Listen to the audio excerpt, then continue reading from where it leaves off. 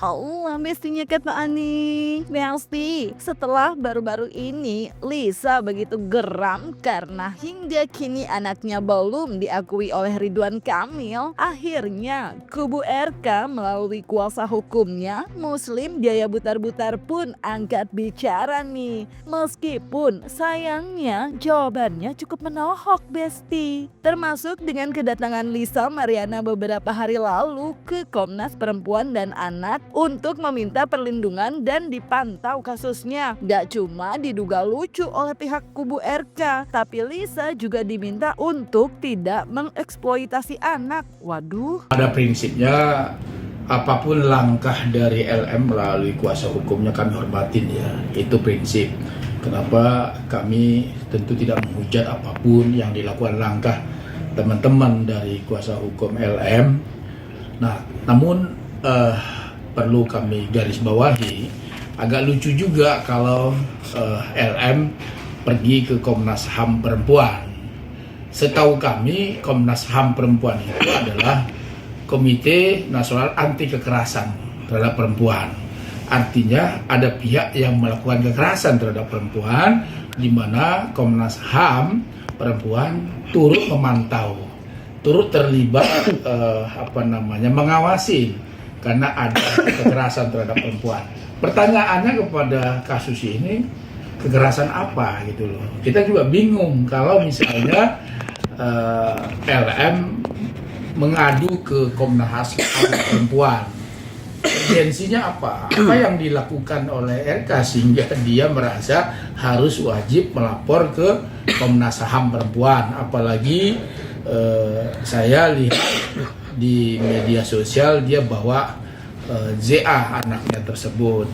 Ya janganlah mengeksploitasi anak, kan nggak tahu juga itu anak siapa, kan begitu. Sampai saat ini kan dia lagi menuntut di Pengadilan Negeri Bandung. Nah, kalau saran saya kepada LM, fokuslah kepada gugatan perbuatan melawan hukum yang diajukan ke Pengadilan Negeri Bandung. Buktikan bahwa ada unsur perbuatan melawan hukum di Pengadilan Negeri Bandung yang diajukan terhadap Pak RK. Nah, itu saja fokusnya. Jangan melebar kemana-mana. Karena kalau melebar kemana-mana agak lucu juga gitu loh. Materi yang diadukan tetap beracuan. Kami memperjuangkan hak identitas anak berdasarkan putusan MK nomor 46 yang mana menurut keterangan klien kami, ya, Selin itu lahir dikarenakan adanya peristiwa Lisa dan Ridwan Kamil. Ya, terima kasih. Apa namanya ceritanya? Kalau sebenarnya mau lebih cepat kan, ya udah tes DNA aja langsung internal kedua belah pihak tersebut bersama anaknya klien kami, ya udah beres cerita ini, kan ketahuan nih anaknya siapa jadinya. Itu aja sih. Kenapa? Karena ini kan belum terbukti kebenarannya. Tapi sudah, mohon maaf, berbicara di media yang kan ini kan menyudutkan seseorang, merugikan nama baik Pak RK, baik secara pribadi maupun dengan keluarganya. Tekanan psikologis itu kan berpengaruh gitu loh. Jadi beliau kehilangan pekerjaannya bisa, kemudian merasa bahwa ada fitnah, kecuali dia sudah punya tes DNA yang dia dapat, LM sudah mendapatkan itu, baru tidak ada pencemaran nama baik. Tapi kalau misalnya dia belum dapat, bahkan dia berkuar-kuar bahwa ini anak biologis dengan RK, buktikan dong, kan begitu.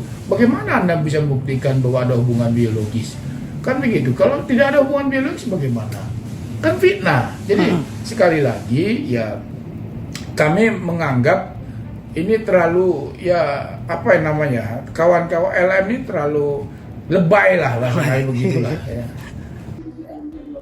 Kita juga bingung siapa yang dirugikan, siapa yang dicemar nama baiknya, kan itu aja. Kalau dibilang perbuatan itu ya hanya mereka dan Tuhan yang tahu, ya kan. Dari pihak sana juga kan pernah bicara, pernah bertemu kok sama klien kami. Tapi soal mekanisme untuk pengajuan tes DNA itu kan nggak sembarangan. Tidak bisa bahasanya serta-merta pergi berdua ke rumah sakit, karena ini menjadi sebuah konflik, jadi masalah. Nah, nanti ada kecurigaan satu sama lainnya. Biarkanlah penyidik yang melakukan tes DNA. Revalino pun nanti akan dites DNA juga. Udah gitu aja, saya kira teman-teman. Nah, Besti, tak hanya menduga kedatangan Lisa dan tim Komnas Perempuan dan Anak adalah kurang tepat serta lebay, kubu RK melalui Muslim Jaya Butar-Butar pun kembali membeberkan dugaan kejanggalan perihal kehamilan Lisa saat disinggung tentang laporan hukum RK kepada Lisa yang hingga kini belum juga pemanggilan untuk Lisa Mariana sebagai terlapor. Dan bagaimana juga tanggapan kuasa hukum Lisa perihal gugatan balik RK dengan nilai hampir 2 kali lipat dari nilai gugatan Lisa? Dan benarkah Ayu Aulia mendukung gugatan RK tersebut? Bahwa data yang kami peroleh dari sebuah bukti percakapan, ini bukti percakapan ya, antara LM dengan seseorang, mengatakan bahwa dalam percakapan tersebut beliau itu tanggal bulan Agustus, 26 Agustus mereka berkomunikasi dan mengaku bahwa LM itu telah hamil 16 minggu. 16 minggu teman-teman, kami ke belakang itu di bulan Mei 2021. Sementara Pak RK sendiri, menurut LM sendiri yang bicara bahwa dia ketemu dengan Pak RK di bulan Juni. Kalau ketemu di bulan Juni, berarti kan sudah diduga hamil duluan gitu loh. Nah itu satu. Yang kedua, ini bersesuaian dengan saksi yang lainnya.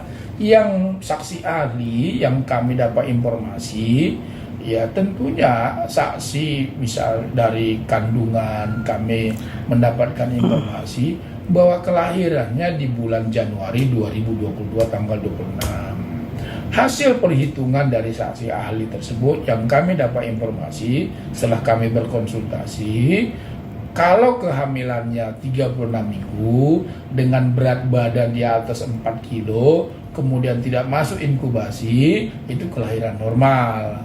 Hitungan mereka tetap juga di bulan Mei. Jadi kalau itu yang terjadi, ya seperti itu kondisinya gitu. Nah, kalau melihat dari seperti itu, ya kami yakin ya itu memang ya Pak RK kan sudah menyatakan apapun hasil nanti tes DNA, beliau siap secara hukum, konsekuensi hukum. Kan ada konsekuensi hukum, Pak. Iya. Kalau misalnya tes DNA hasilnya katakanlah misalnya identik dengan Pak RK, ada konsekuensinya, kan begitu. Kalau tidak ada, ya juga ada konsekuensinya. Pertanyaannya mendasar, apakah Pak RK siap dengan segala konsekuensi? Beliau siap dari awal apapun hasilnya. Karena kan dari awal saya juga udah berbicara sama dia, apapun yang kamu lakukan, apapun keterangan yang kamu berikan, ya kamu harus siap konsekuensinya. Dan kita juga kan berdiri berdasarkan bukti dengan fakta yang dari klien kami, itu aja sih. Jadi nggak begitu jadi ketakutan sih ya. Tetap berjuang, intinya berjuang untuk status masalah anaknya, untuk kehidupan dia ke depan, ya maju terus. Dari pihak sana juga kan pernah bicara, pernah bertemu kok sama klien kami. Ya, apakah seorang pejabat publik bertemu dengan klien kami dalam hal apa, kan itu harus dipertanyakan juga. Bahkan dia berkuar-kuar bahwa ini anak biologis dengan RK. Buktikan dong, kan begitu. Bagaimana Anda bisa membuktikan bahwa ada hubungan biologis? Kan begitu. Kalau tidak ada hubungan biologis bagaimana? Kan fitnah. Jadi sekali lagi ya kami menganggap ini terlalu ya apa yang namanya, kawan-kawan LM ini terlalu lebay lah kayak begitulah ya. Yang terkait konsumasi 100 Gugatan 100M itu gimana sih, Bang? Jadi gini, itu kan tuntutan material dan imaterial. Iya. Sama dengan dia juga. Iya. Menuntut kami imaterial, kami juga menuntut. Material itu kan banyak, kerugian materialnya ada. Kerugian imaterialnya ada. Kerugian material imaterialnya itu kan bahwa ya artinya secara psikologis kan atas tuduhan dari LM tersebut, mohon maaf LM tersebut, ini kan terganggu psikologisnya. Pak RK tidak bisa kemana-mana. Kenapa? Karena merasa bahwa ada tekanan psikologis, bahwa ada tuduhan yang tidak benar gitu loh. Jadi tentu ini yang kami katakan tadi ada imaterialnya gitu loh. Materialnya juga ada. Tentunya apa yang kami sampaikan itu nanti kita buktikan di pengadilan aja. Senilai 105 miliar itu ya kami tidak bisa berkata-kata ya, memang itu haknya beliau. Karena kenapa, apa yang disampaikan oleh pihak LM sangat keterlaluan, karena memang dari segi rasio saja hubungan hukum aja mungkin nggak ketemu. Ya, apa yang sudah diperbuat ini sudah menjadi kenyataan bahwa ada kerugian yang diderita oleh pihak RK. Makanya dengan demikian kita berdua mengamini ya, sebetulnya yang sangat dirugikan dalam perkara ini adalah ya, Pak RK. Kita belum terima gugatannya pertama. Sebatas yang kita tahu di media, ya kalau menurut kami ya gugatan tersebut ya halu juga sih lah, 105 ya kan, ada ganjil 5-nya gitu, kenapa nggak sekalian lebih besar, 222 kan di total jadi 6, karena saya suka kan 6, sekalian aja itu biar lebih gede gitu. Jadi kita nggak terlalu pusingkan itu sih, biarin aja nanti kita hadapin ke depannya. Dengan klien kami nih, LM ini kan cuma seorang perempuan yang berjuang untuk masalah status anaknya gitu, nggak perlu lah diserang sampai ke ujung dunia sana, nggak ngerti saya juga. Jadi kita santai-santai aja, kita pihak dari kuasa hukum siap menghadapi ke depan. Berarti Belum ada panggilan resmi ataupun surat resmi kepada klien kami. Untuk menjadi semua kasus ini penyidik kan mau seluruhnya ini secara komprehensif, Pak, nggak parsial gitu. Jadi semuanya secara komprehensif terlebih dahulu, baru mereka memanggil LM. Itu yang terkonfirmasi kepada kami bahwa semuanya harus melalui proses penyidikan secara komprehensif, tidak setengah-setengah. Kasus ini kan mau selesai secara hukum gitu loh. Saya kira begitu. Nah, bahas Revalino sendiri, Besti, yang diduga bakal ikut tes DNA, ternyata tidak ingin ditanggapi serius nih sama kubu Lisa. Sementara bagi kubu RK, hal tersebut diduga perlu dilakukan lantaran ada pihak lain yang justru mengaku sebagai ayah biologis dari anak yang kini dalam pengasuhan Lisa, di mana diduga menurut kubu RK, gugatan Lisa kepada RK itu salah orang. Kami sudah sampaikan bahwa ada pihak ketiga yang mengaku sebagai ayah biologis yang namanya Revalino Tuesi. Jauh-jauh hari Revalino ini melalui kuasa hukum kan sudah menyampaikan, dan itu salah satu yang menjadi titik poin kami bahwa ini kan ada pihak ketiga yang mengaku, sehingga bagi kami ini gugatannya error in persona, salah orang. LM salah menggugat RK gitu loh. Kenapa? Karena ada orang pihak ketiga yang mengaku kok. Ada orang pihak ketiga yang di dalam chatnya yang kami baca, percakapannya memang ada hubungan itu gitu loh. Dan hanya saja ya tinggal dibuktikan kan begitu. Ya kalau soal tes DNA dan segala macam kan sudah pihak Revalino sendiri pun ingin tes DNA. Apapun hasilnya tes DNA itu kan nanti ya. Tetapi karena beliau merasa, ini kan persoalan rasa, sama kayak LM, dia merasa, ini kan persoalan merasa bahwa dia merasa bahwa RK lah anak biologis. Nah sekarang Revalino dia merasa bahwa ZA itu anak biologisnya. Pak RK sendiri tidak pernah merasa bahwa itu anak biologis, orang tidak ada hubungan gitu loh. Kira-kira begitu. Untuk Revalino sendiri gimana? Kita lagi akan keluar. Nggak ngerti, kita nggak monitoring sih, nggak begitu mikirin kan. Karena dari awal kan perkara ini kan kita terfokus dengan masalah Lisa dengan RK. Jadi kalau dia biarin aja lah dia maunya kayak gimana. Kita nggak terlalu ini aja.